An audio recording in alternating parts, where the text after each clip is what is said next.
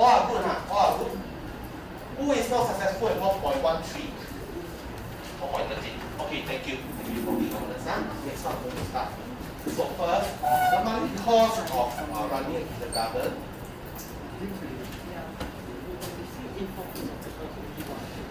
Okay, consists of a fixed amount of $5,000 and a variable amount which depends on the enrollment. Okay, so for every children, for every child that's enrolled, the monthly cost increases by $41. Okay, increases by $41. So what you see is here. Okay, so imagine, right, $5,000 is the sunken cost. It's a fixed cost. For example, it could be like a rent. Right? Whether you have any student or not, I tell you that, hey, this is rent. This is rent, and you have to pay this rent every month. But for every student you take in, so for example, it can be, imagine you are a kindergarten teacher. Every student can come in. So for example, Kingdom come in as a new student. So then there's a monthly cost that increased by $41. For example, now Kingdom comes in, I need to buy him diapers, need to buy him food, need to bring more toilet, so that is cost. Okay, $41. Yeah, I mean not I mean just in general for any preschool kid. Yeah. So for here, if you see, okay, Kingdom, I ask you, if one student, then what's the cost? 1 times 41, right? 2 students, 2 times 41. 3 students, 3 times 41. N students, N times 41. Also from here, you can see that the cost of running the kindergarten will just be $5,000. Or in this case, it's 200, right? 200. So it's $5,000 plus 200 multiplied by $41. Sorry, I forgot the dollar sign. This will be 13200. This is if I have an enrollment of 200 students. Okay, if I have an enrollment of 200 students. So far, okay? Tell me, okay?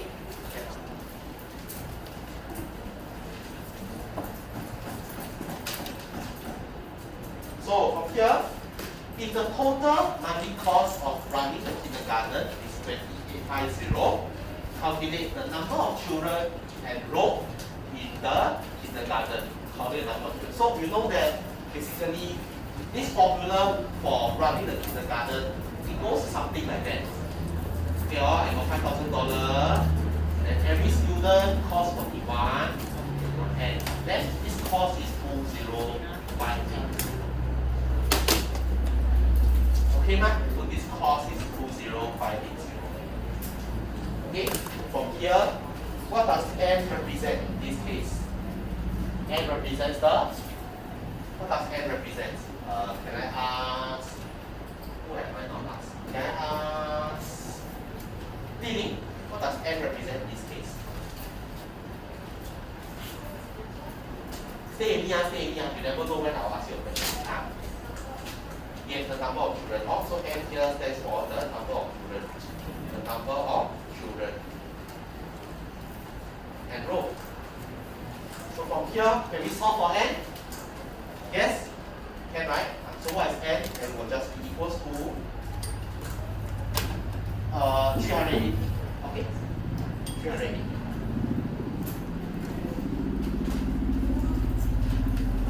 If you do not know how I got N, please let me know and I will go through.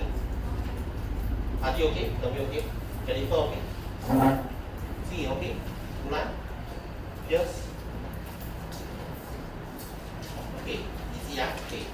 Part 3, write down a formula connecting C and N, where N is the number of children enrolled in the kindergarten. This one very easy. Also, basically the formula is just C equals to 41N plus 5,000. Okay, 5,000 is the fixed cost. This is a fixed cost. Okay, this is a fixed cost.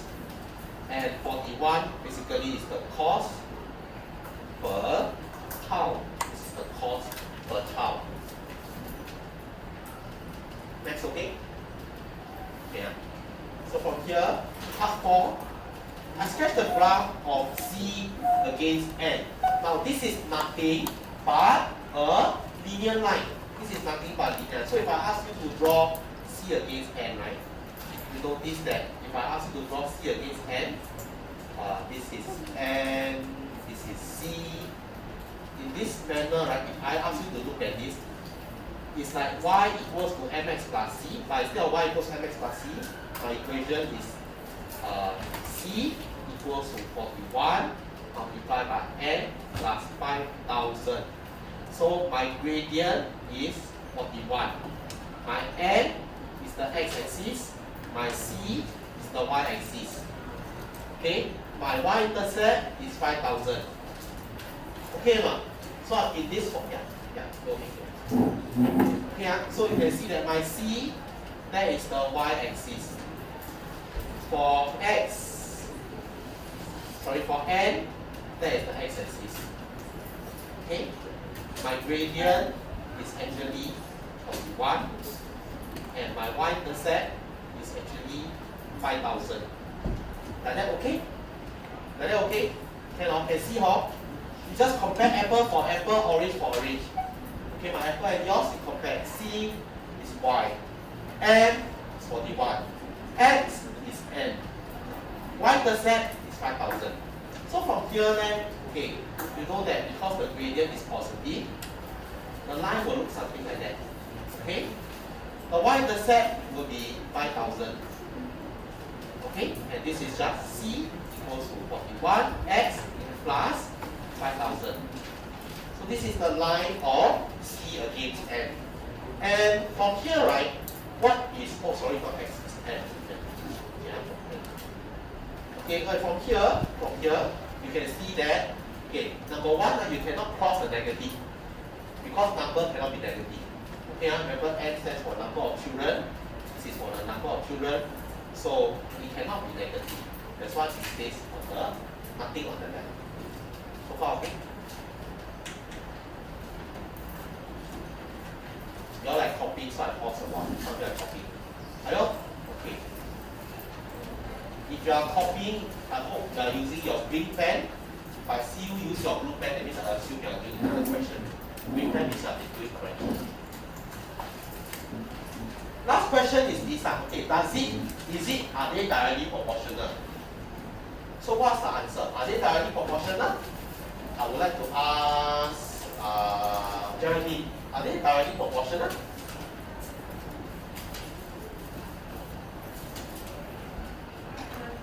No. Why not?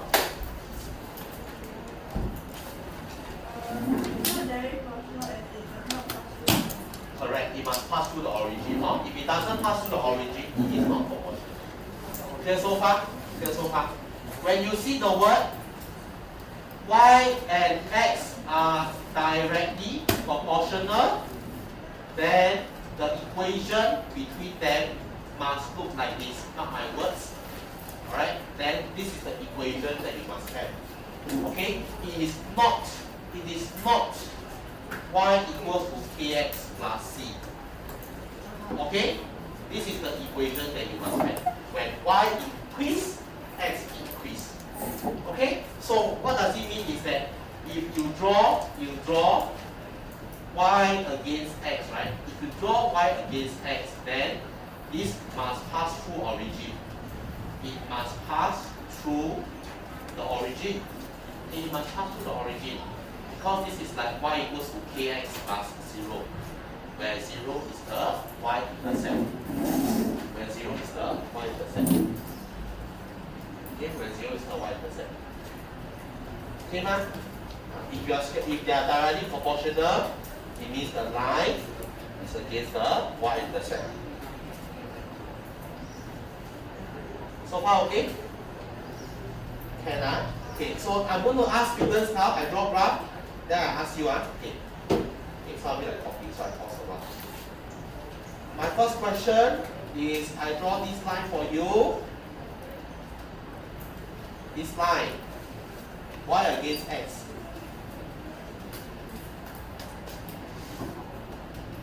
Is y and x directly proportional? Proportional is better.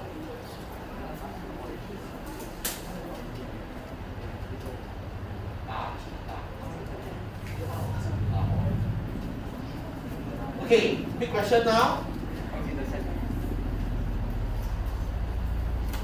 Look at at this graph, children. I'm going to start asking a student. Once I finish, I'll ask a student. Look at this graph. X, Y against X. Is it East or R? R, right? East or R? Sorry. My English for O level is C6. I'm a gangster last time. So, basically, I never study. Okay, so Y against X. So you draw X against Y. What are you looking at? What's there to look at? Is it very good looking?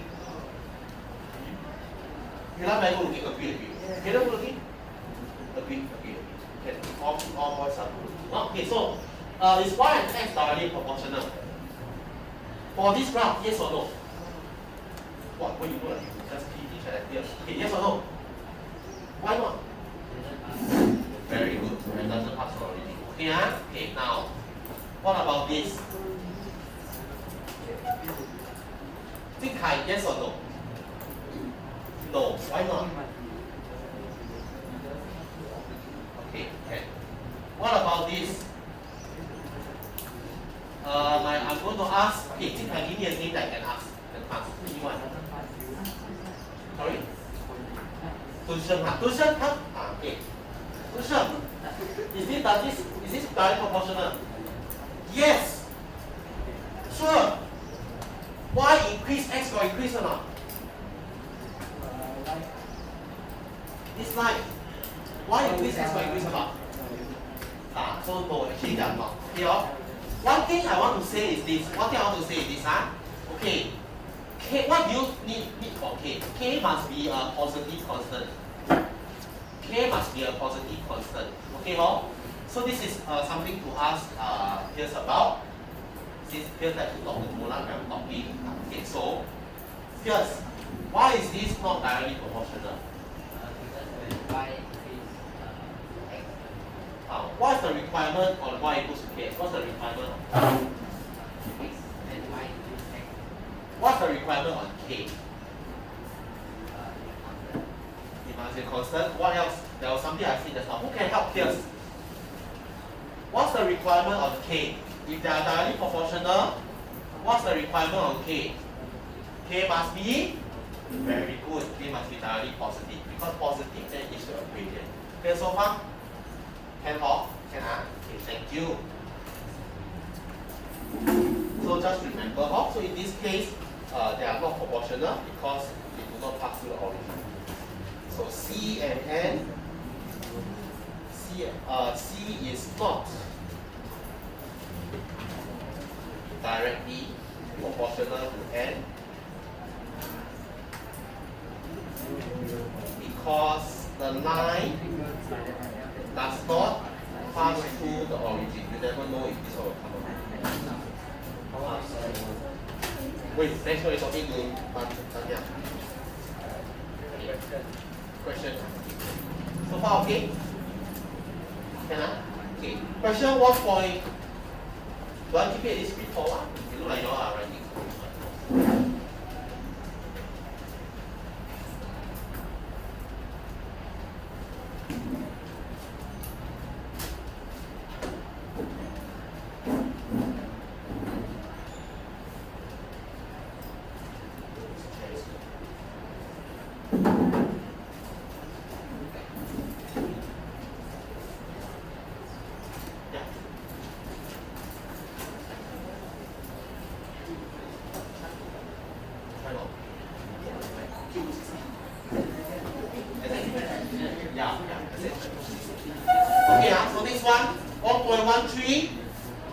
The length of a simple pendulum is directly proportional to the square of its period. Okay, so this period is basically, like your 1, 2. That is one period. The time taken to complete one oscillation. Okay, or like one cycle. Okay, so those who study science, you complete one oscillation, that's one period. Okay, so L is the length, is directly proportional to the square of the period. Now the period is called T. Alright, so this square here is T squared. L is proportional to T squared. You can say that L equals to K of T squared. The moment they mention the word directly proportional, this is the one that you should come up with. This is the one that you should come up with.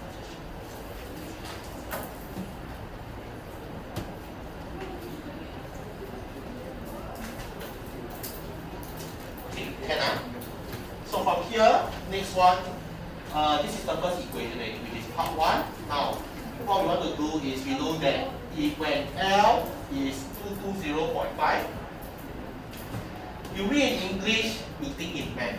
A lot of times, like for example, you notice there are a lot of kids whose math is very good. Maybe they are not from this country, maybe they are other country, maybe their math is very good. But when it comes to Singapore, why is it they will struggle? Because maybe the English is not good. So your math is good, so English must be good, so that you can comprehend the English words. This whole entire sentence is red. The length of 220.5 has a period of 3. What does it tell you? It tells you that when L is 220.5, then T is equals to 3. That is all. That's the information that you must have. So far okay? So far okay? Now, all you need to do is to sub it in. So you can say I sub, put it here. So once I sub in, 220.5 equals to K of T squared. 220.5 equals to K of T squared. If you have done right, if you don't mind right, can I also ask you to copy down my working so that you know what's the correct one? So you know what's the correct one. When you get back your scripts, you will find that every time got PP, it's because of presentation. It's because of presentation. A lot of you, sometimes you don't mind me saying, because once you get the answer correct already, that's it. I can shut off my brain when Mr. Tan is talking. But sometimes, you know, there are so many things. Sometimes when if you finish your working, you do things like pedicure lah, all these kind of things I'm talking. So try to listen, Okay? Now here, you find your K, so your K is equals to 24.5. K is equals to 220.5 over 3 squared, which is 24.5. Try to copy down my working, so that at least you will have an idea of how to present it properly. Presentation is nothing much, because I know that your content is already inside. Okay, but presentation analogy is this. You buy a birthday cake, but you don't have the candle, then no use, right? Even though the birthday cake is there, but it's delicious to eat, but people still want the candle, right? So make sure you present properly. Can don't just scribble words, don't just scribble words. Combinations, Peter, Mulan, Sydney. Okay, reverse statements, Okay. So then after that, so the equation is just L equals to 24.5 T squared. Part 2, now that I have this equation, if my T is 5, they tell you my T is 5. My period is 5 means they say that when T is 5, what is L? This is all they are asking you. Okay, in a very layman term, if T is 5, what is L? That's all. Okay? Cannot. If T is 5, what is L? That's all they're asking you. Based on this equation, L equals to 24.5. I substitute T squared. With that, my answer turns out to be 61.5 cm. That's the answer. So when T is 5, my length of the pendulum is 612.5. Right? It makes sense, right? If the longer your string, right? The longer your string, the more time it takes. Okay, not money? Okay, no more shopping. Okay, so the longer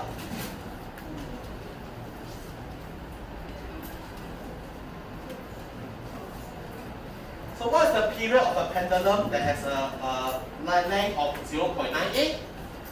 So it's also their way of asking you if L is 0.98.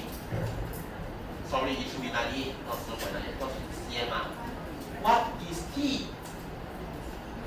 So if you are just using the same equation, L equals to 24.5 T squared, I sub L is 98. E square would just be 98.5 divided by 24.5. And is just 4. T is just equals to square root 4 or 2.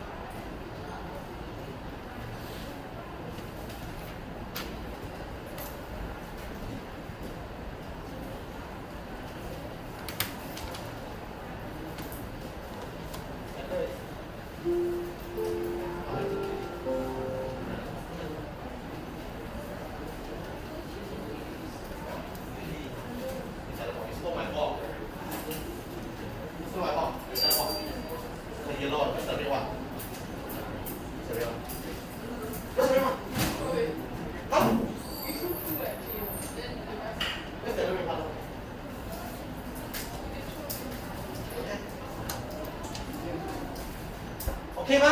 Can ah? What's the other red one? What's the red one? Okay.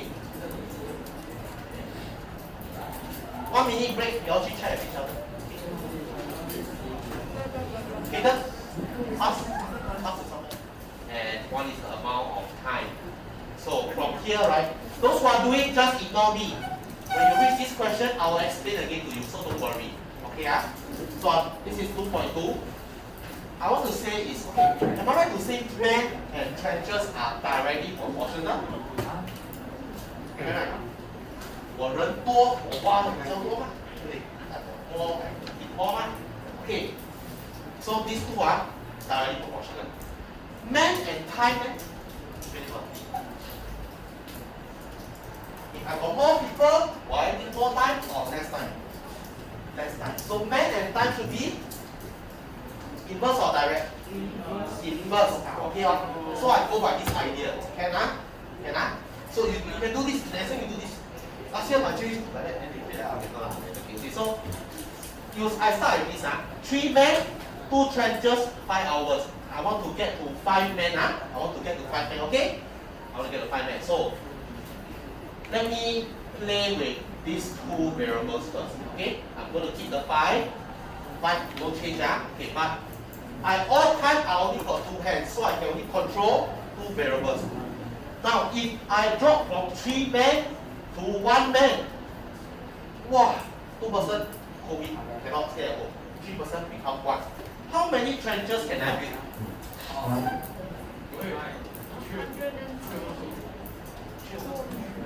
2/3, very good. Because I divide by 3 on both sides. So this is the primary school way. I go by this method.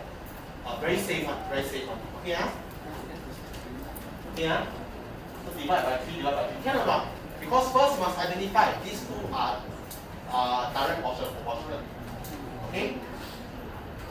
So you must know that men, trenches, they are direct. Yeah, they are direct.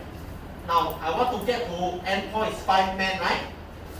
5 men, 5 men. Okay, so if I want to get to 5 men, okay, see if I times 5. I have 5 men. Then how many trenches will I have? 10/3.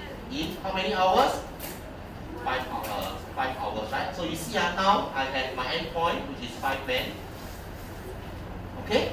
So from here to here, 10/3 to 5. I need to have the end points. How many trenches? I need to have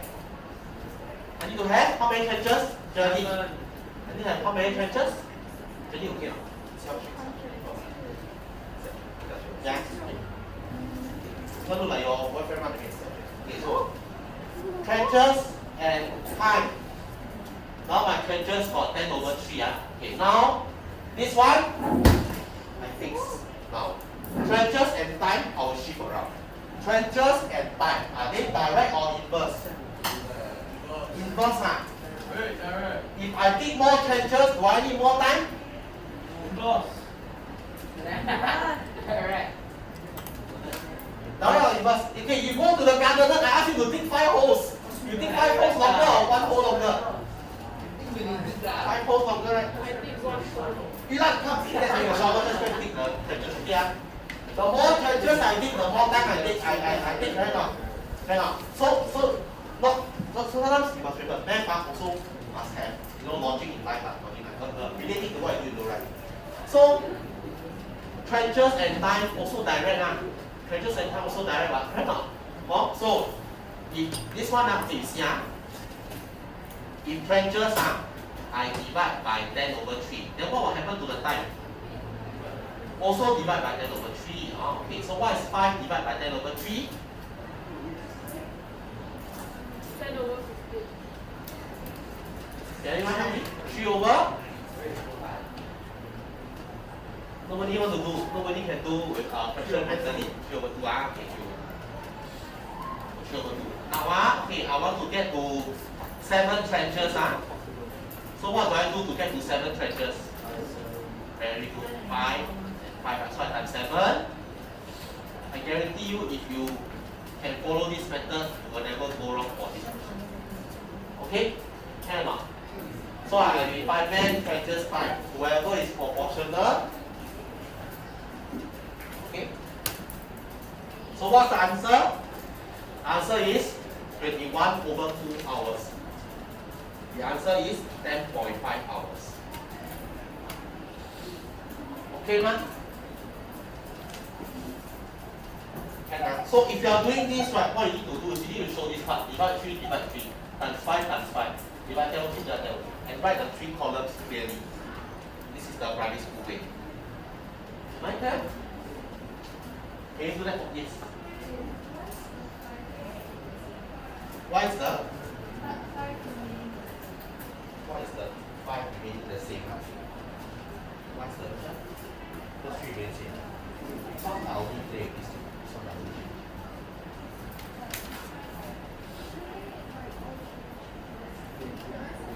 So, only one will change. Because if I do 3 men, I do 3 men, 2 trenches, right?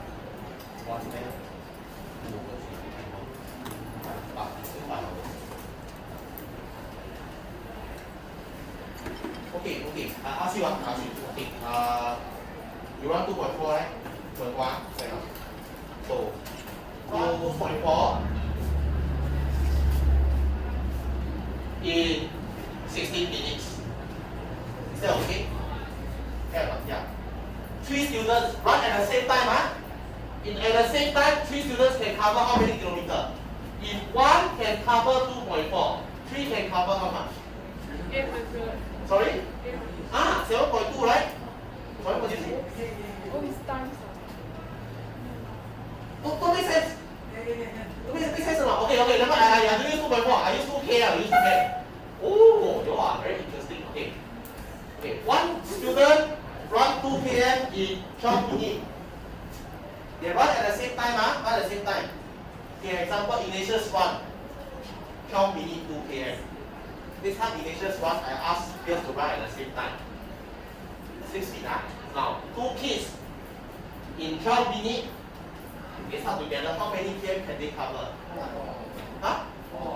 You say, you see all the sports, all sportsmen, okay. 4 km, correct? Makes sense or not? Now, if I ask 5 kids, how many km can they cover total? 10, okay, correct? How long will I take? 12 minutes, correct? So you see this one will change. Okay, 2 variables change at the same time. Okay, ma? Can, Okay. So for this kind of question, I call it the 3 variable question. You only change 2 variables at one time. And when you change, right, you must take note. Not all the time I times 3 times 3. It could be this times, this one divide. Because they are inversely proportional. Okay, Now, next one. 2.3. Does anyone need to go through 2.3? Okay, so 2.3, if y is inversely proportional to x, what does it mean is that this equation is like that. The moment they are inversely proportional is y equals to k over x. Okay? Or you can also say is yx equals to k. Now 2 times 2, xy is 4. Okay? Now all these are 4. All these are 4. Okay? Given the fact that this is 4, this is the constant proportionality constant. It is 4. Because for inverse proportion, x times y is k. Do not pay attention, your eyes are on drugs. Xy equals to k. Okay, xy equals to k. Can xy equals to k. So from here, right, you can automatically feel this will be 8, this will be 1, this will be 4/3, this will be 5. Okay? Okay, so far. Direct proportion, y equals to kx. Inverse proportion, y equals to k over x. Okay? Go to? Go with it.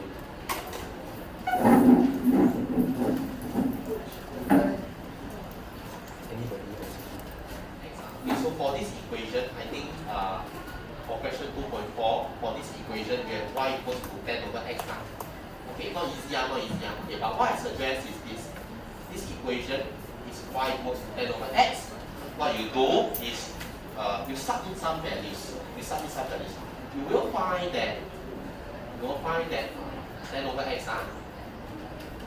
You will find that the value looks something like that. It goes down this way. Okay, y equals to 10 over x goes down like that. Okay, you can use a cup. It's y equals to 10 over x. Okay, that's for part 4. But if you are sketching y against 1 over x, okay, it's like when you sketch y equals to 10 times 1 over x.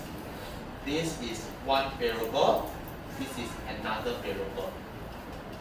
Okay, then the equation actually will look something like that. This is 1 over x, this is y, it looks something like this. It looks something like that. Okay, why is it I have an open circle here is because 1 over x cannot be 0. 1 over x cannot be 0. You cannot have a fraction equals to 0. So you see there's an open circle here because 1 over x cannot be equals to 0. 1 over x cannot be equals to 0. Okay, the fraction is equals to 0, that means the numerator is 0. This is for question 2.4. Part 3, part 4, and part 5. Sorry? Y equals to 10x. So you imagine y equals to 10 times the variable. Y equals to 10, 1 over x. So 1 over x and y. Okay?